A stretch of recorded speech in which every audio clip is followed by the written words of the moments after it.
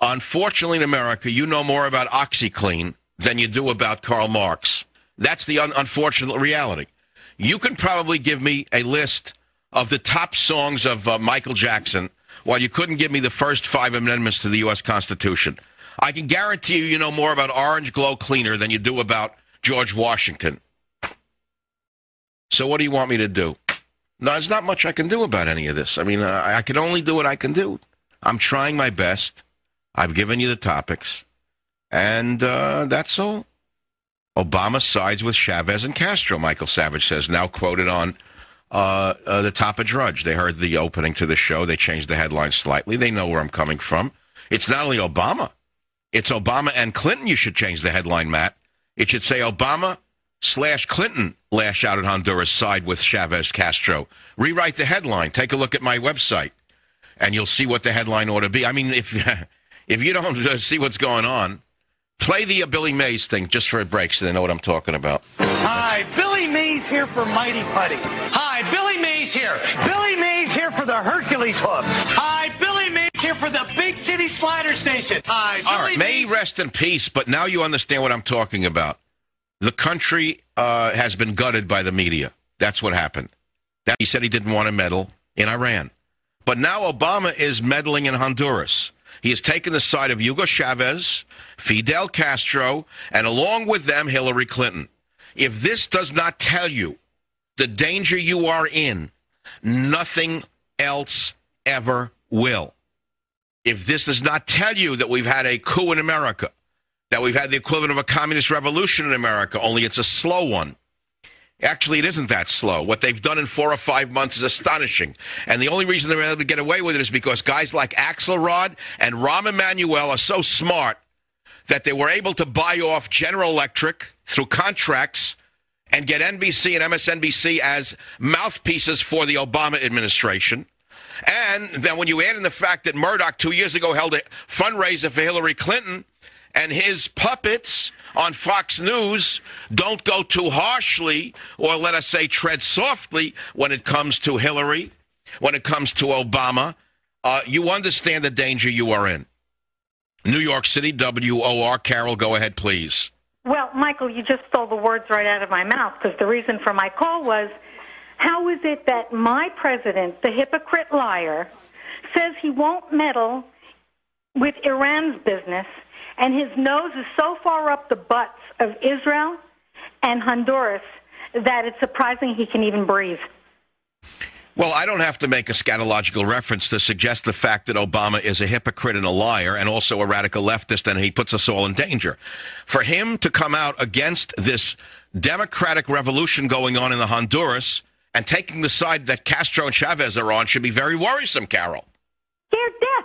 I feel like I'm screaming into the wind. I'll talk to people on the street, strangers. They think I'm crazy.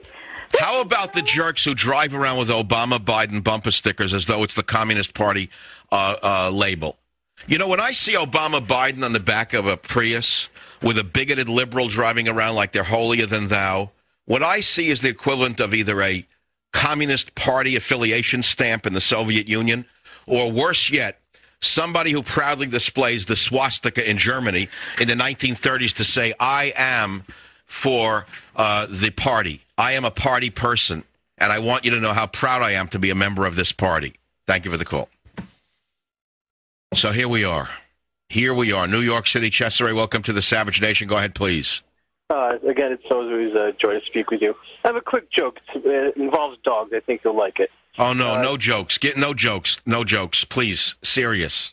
Okay. Well, it is serious, but it's a bit ironic. I got a headache. Sorry, can't follow it. I don't mean to be rude, but I can't do it. If I take a click job on my Telos machine because it says one thing and you get to another, I can't do it. My mind is getting incapable of flexing all over the map. We're in trouble right now. When you've got people trying to emerge as free spirits in Iran, and the president basically takes the side of the dictatorship, and now you have, and by the way, and he says, I'm not taking any position on Iran because I don't want to meddle. And yet, when you see the people celebrating and actually rioting in the Honduras, trying to support their own freedom because they got rid of a dictator who was propped up by Hugo Chavez, a very dangerous man. And Obama comes out against the people and on the side of Chavez. If you don't see not only which way the wind blows, but where the wind is coming from, I think we're finished. I don't think you can understand how bad things are. The analogy for all of this is a movie done many years ago, which I asked for and I didn't get yet, called Burn with Marlon Brando. And Burn with Marlon Brando is a story about revolution in the Caribbean. And Marlon Brando was a lifetime Hollywood leftist, as you well know, and he always tried to push the leftist agenda. Of course, he lived like a rich, let us say, prince. You know, he had his own island or a big piece of an island in Tahiti and lived always like a commissar. That's why he was such a good leftist. What you don't know about leftists is that they're not Democrats. Leftists do not believe in democracy.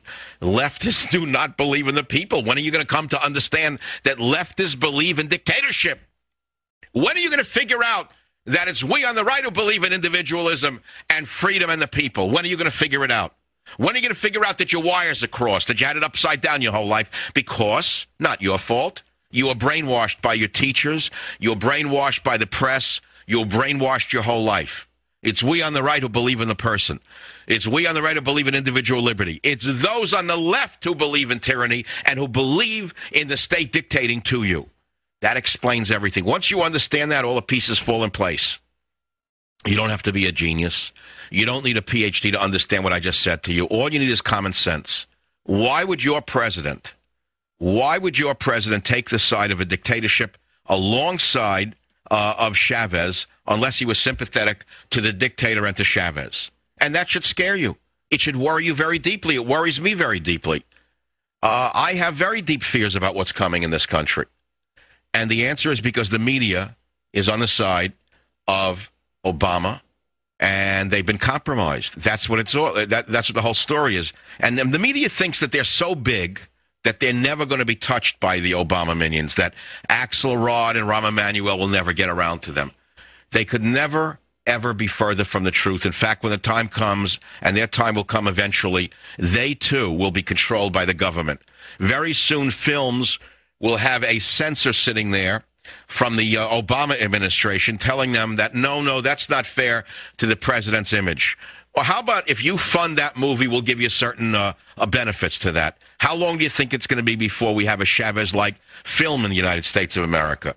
When you have Sean Penn and Danny Glover having gone back and forth, don't be surprised if you wake up when they work for Obama dictating what films will be made. Savage. Michael.